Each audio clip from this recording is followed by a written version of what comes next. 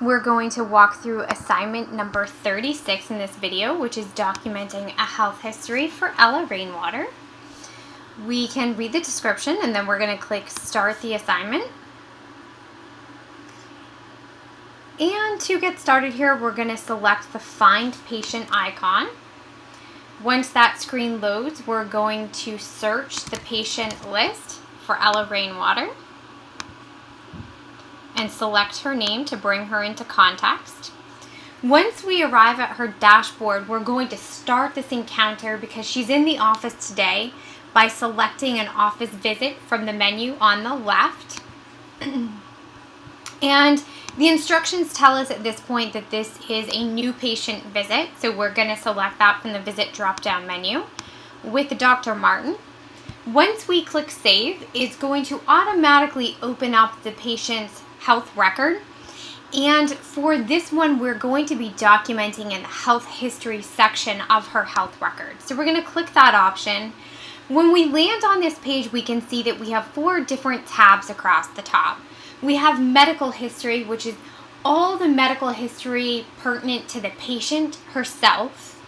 In the social and family history tab, we have information about the patient's family, as well as some of her lifestyle habits that might have an impact on her health. We also have a pregnancy and dental history section, and those are pretty self-explanatory. For this assignment, try to open up move this over a little bit so you can see that. We're going to start in the medical history section because we know that she's had a couple of surgeries and we're asked to document those. So again, keep in mind that this is not a complete comprehensive health history review, but we're just getting a taste of some of the items that might be included when collecting a health history. We're going to scroll down to the past surgery section and we're going to click Add New.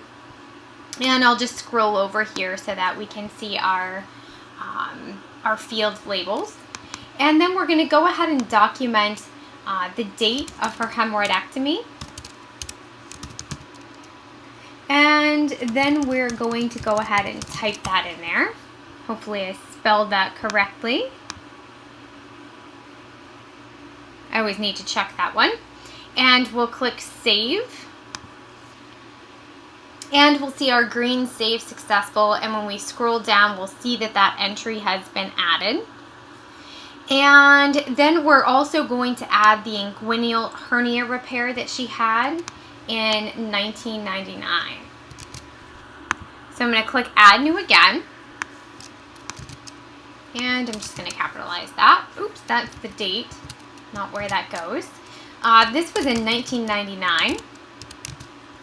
And if we had a location that the surgery happened, we had notes about the surgery, or we had a surgical report or record that we could upload, we could do that as well, but we don't in this case. So we're just going to go ahead and click Save. And we will see again our green Save Successful. And when we scroll down, we'll see that entry. Now that entry has already been saved and added. So as you've probably noticed in the record, if I try to click Save again, it's going to tell me input is required for at least one field to save because I haven't made any additional changes. So it's not like Microsoft Word where you can continue to save repeatedly whether you've made any changes or not. So just kind of keep that in mind in case you see that error. So now we're going to go to the social and family history section. So social elements such as, exercise, nutritional habits, whether a patient smokes, drinks, recreational drug use, those can all affect the patient's health, of course, so we collect that information. We also collect information about the patient's family. Sometimes you'll see things in here, does anyone in the home smoke? We don't have that option, I think, here, but we do have the option to collect information about the patient's family.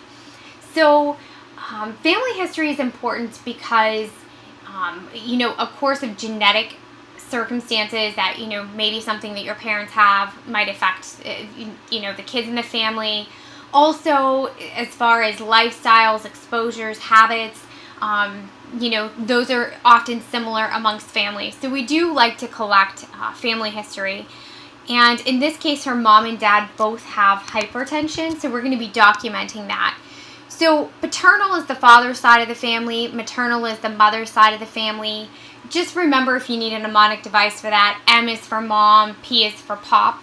And also, so for the paternal side, even if it's her father's mother, which would be her grandmother or her aunt or a female cousin, if they're on the dad's side of the family, they're going to be documented in the paternal section, and vice versa with the mom.